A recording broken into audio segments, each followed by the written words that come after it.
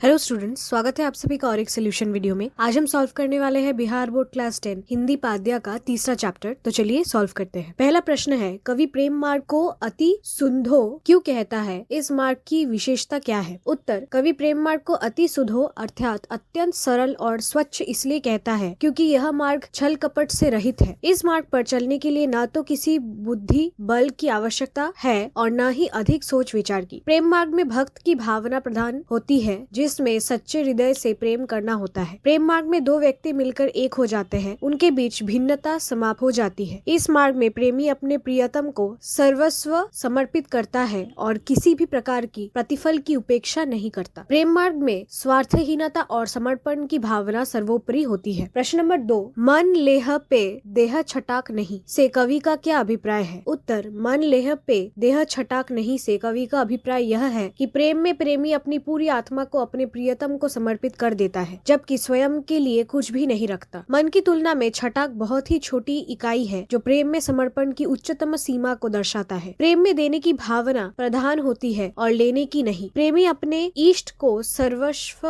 न्योछावर करके स्वयं को धन्य मानते हैं। इसमें संपूर्ण समर्पण और स्वार्थहीनता की भावना व्यक्त की गई है। प्रश्न नंबर 3, द्वितीय छंद किसे संबोधित है और क्यों? उत्तर, द्वितीय छंद बादल को संबोधित है। इसमें मेघ की अन्योक्ति के माध्यम से विरह वेदना की अभिव्यक्ति की गई है। मेघ का वर्णन इसलिए किया गया है क्योंकि मेघ विरह वेदना में अश्रुधारा प्रवाहित करने का जीवंत उदाहरण है। प्रेम अपनी प्रेमांसुओं की अविरल धारा के माध्यम से अपने प्रेम को प्रकट करता है। मेघ भी उदारता से परोपकार के लिए अमृत रूपी जल की वर्षा करता है। इसी प्रकार कवि अपने हृदय की पीड़ा को मेघ के माध्यम से अपने प्रियतम तक पहुँचाना चाहता है। प्रश्न नंबर 4, परहित के लिए ही देह कौन धारण करता है? स्पष्ट कीजिए। उत्तर, परहित के लिए ही देह बादल धारण करता है। बादल जल की वर्षा करके सभी प्राणियों को जीवन देता है और सुख चैन स्थापित करता है। उसकी वर्षा उसके विरह के आस से प्रतीक स्वरूप है जो अमृत की वर्षा कर जीवन दाता हो जाते हैं। बादल शरीर धारण करके सागर के जल को अमृत बनाकर दूसरों के लिए एक एक बूंद समर्पित कर देता है। वह निस्वार्थ भाव से वर्षा करता है और बदले में कुछ भी नहीं लेता। उसका देह केवल परोपकार के लिए ही निर्मित हुआ है। प्रश्न नंबर 5, कवि कहाँ अपने आंसुओं को पहुँचाना चाहते हैं और क्यों? उत्तर, कवि अपने प्रेयसी सुजान के लिए विरह वेदना को प्रकट करते हुए बादल से अपने प्रेमाश्रुओं को पहुँचाने के लिए कहता है। वह अपने आंसुओं को सुजान के आंगन में पहुँचाना चाहता है क्योंकि वह उसकी याद में व्यथित है। अपने आंसुओं को प्रेयसी के निकट पहुँचाकर कवि अपने प्रेम की आस्था को शाश्वत रखना चाहता है। इससे वह अपने प्रेम की गहनता और सत्यता को प्रकट करना चाहता है। अब आते हैं व्याख्या करें प्रश्न पर। क, यहाँ एक ते दूसरो ओक नहीं। उत्तर, प्रस्तुत पंक्ति कवि घनानंद द्वारा रचित अति सधो स्नेह को मार्ग है पाठ से ली गई है। इसके माध्यम से कवि प्रेमी और प्रेयसी के एकाकार होने की भावना व्यक्त करते हैं। प्रेम में दोनों की अलग अलग पहचान नहीं रहती बल्कि वे एक रूप में स्थित हो जाते हैं। प्रेमी अपने प्रेम को निस्वार्थ भाव से समर्पित करता है और किसी प्रकार की प्रतिफल की अपेक्षा नहीं रखता। कवि यहाँ प्रेमिका सुजान को संबोधित करते हुए कहते हैं कि उनके हृदय में केवल उसी का स्थान है और उसके अलावा किसी और का चिन्ह नहीं है। ख, कछु मेरियो पीर हिये परसो। उत्तर, प्रस्तुत पंक्ति कवि घनानंद रचित मैं ओ सवानी ही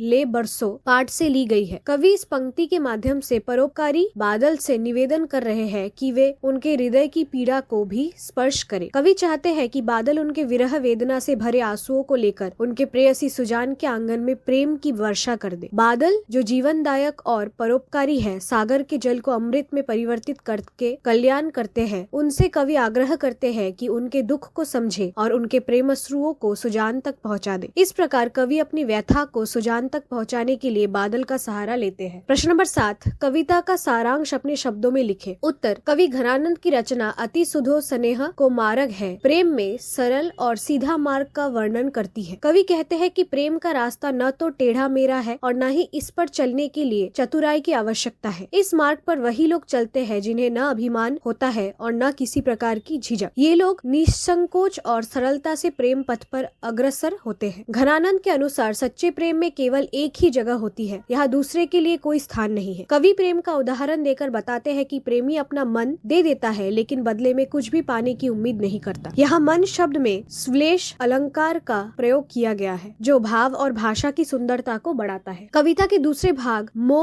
असुवानी ही ले बरसों में कवि अपनी विरह वेदना को व्यक्त करते हैं। कवि बादलों से निवेदन करते हैं कि जिस प्रकार वे परहित के लिए वर्षा करते हैं, उसी प्रकार उनके हृदय की पीड़ा को भी समझे। कवि चाहते हैं कि बादल उनके आंसुओं को लेकर उनकी प्रेयसी सुजान के आंगन में प्रेम की वर्षा कर दे, ताकि उनकी वेदना को समझा जा सके। बादलों की परोपकारी प्रकृति को दर्शाते हुए कवि अपनी भावनाओं को व्यक्त करते हैं और प्रेम में निस्वार्थ समर्पण का संदेश देते हैं। अब आते हैं भाषा की बात पर। प्रश्न नंबर 1, निम्नांकित शब्द कविता में संज्ञा अथवा विशेषण के रूप में प्रयुक्त है, उनके प्रकार बताएं। उत्तर: सुधो गुणवाचक विशेषण, मारक जातिवाचक विशेषण, नेक गुणवाचक विशेषण, बौक भाववाचक संज्ञा, कपटी गुणवाचक विशेषण, निसाक गुणवाचक विशेषण, पाटी भाववाचक संज्ञा, जथार्थ जथरथ भाववाचक संज्ञा, जीवनदायक गुणवाचक विशेषण, पीर भाववाचक संज्ञा, हिये जातिवाचक संज्ञा, बिसासी गुणवाचक विशेषण। प्रश्न नंबर 2, कविता में प्रयुक्त अव्यय पदों का चयन करें और उनका अर्थ भी बताएं। उत्तर: अति बहुत, जहाँ स्थान विशेष, नहीं न, तति छोड़कर, यहाँ स्थान विशेष, नेक तनिक भी। प्रश्न नंबर 3, निम्नलिखित के कारक स्पष्ट करें। उत्तर: स्नेह को मार्ग संबंध कारक, प्यारे सुजान संबंध कारक, हिये अधिकरण कारक, आसुवानिही करण कारक, मो कर्म कारक। और इसी के साथ आज का सोल्यूशन वीडियो यही समाप्त होता है। जल्द लौटेंगे और एक सोल्यूशन वीडियो के साथ, तब तक कीप लर्निंग।